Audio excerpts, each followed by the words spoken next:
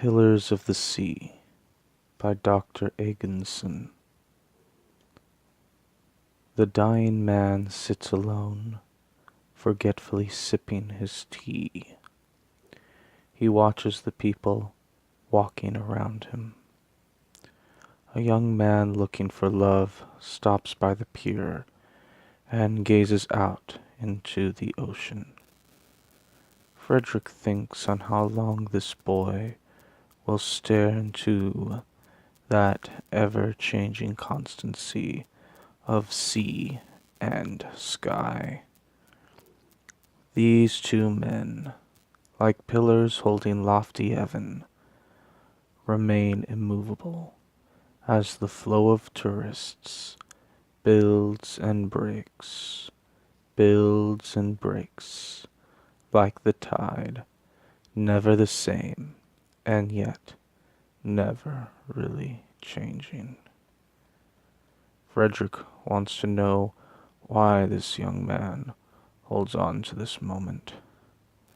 How could hot youth find the time?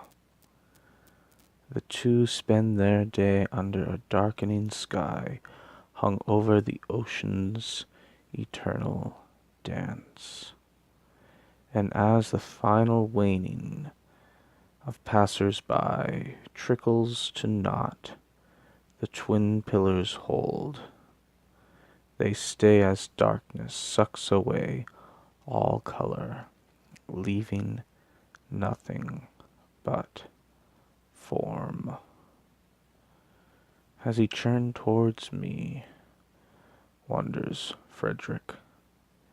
In the night, a man's back is as his front, only a shape, the same coming and going. Why would he turn towards an old man? He had left the lid off his thermos and found it half full of cold tea. Staring out into the mysteries of blue horizons and wondering at minutiae always led Frederick to half-finished thoughts and this half-finished life. Was the young man now looking at him? He could not tell. It disturbed him, watching his vision blur with time. He liked to know. The gull's call seemed to become a drumbeat, leading Saturn's march.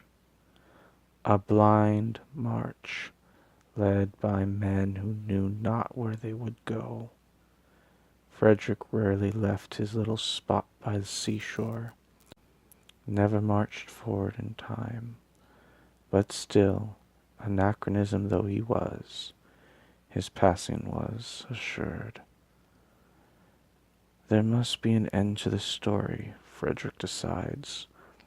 Why has the young man stayed this day as if he were old? The young man sighs, wakefully dreaming in the night. She did not come. Gently his fingers play with the rose plume, holding it past the railing.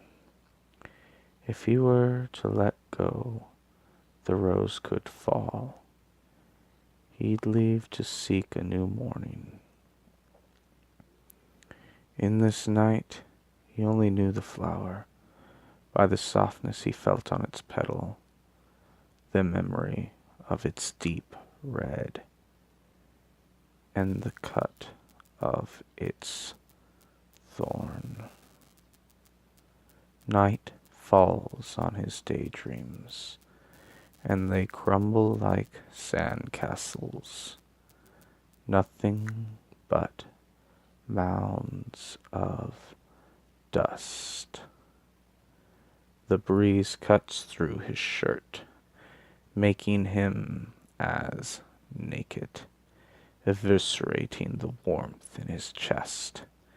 His hand shivers, and the rose falls into the gathered tears of ages past.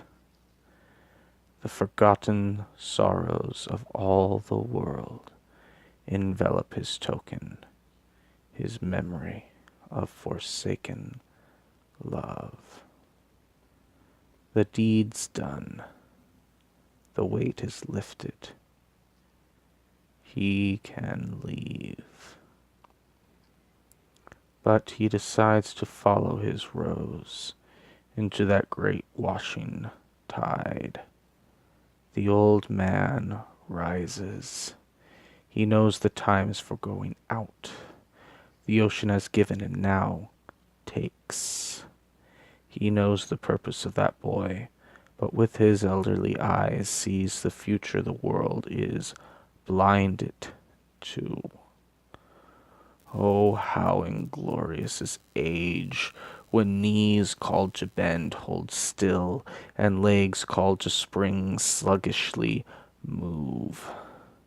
But some hearts never age, and when called, surpass their known restraints, remembering a freer day half forsaken. The old man crawls like a child escaping his crib over that weathered wooden rail, and falls sidelong towards the hungry sea. Not too late, not too old, he prays. Swimming with the current, he flies away from sure harbors towards unknown fortunes. His beard gathers water, and his thin wispy hair clings to his skull. He has forgotten his clothes.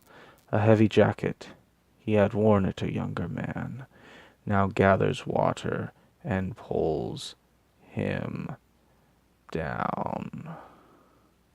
Gasping, he is submerged and disappears.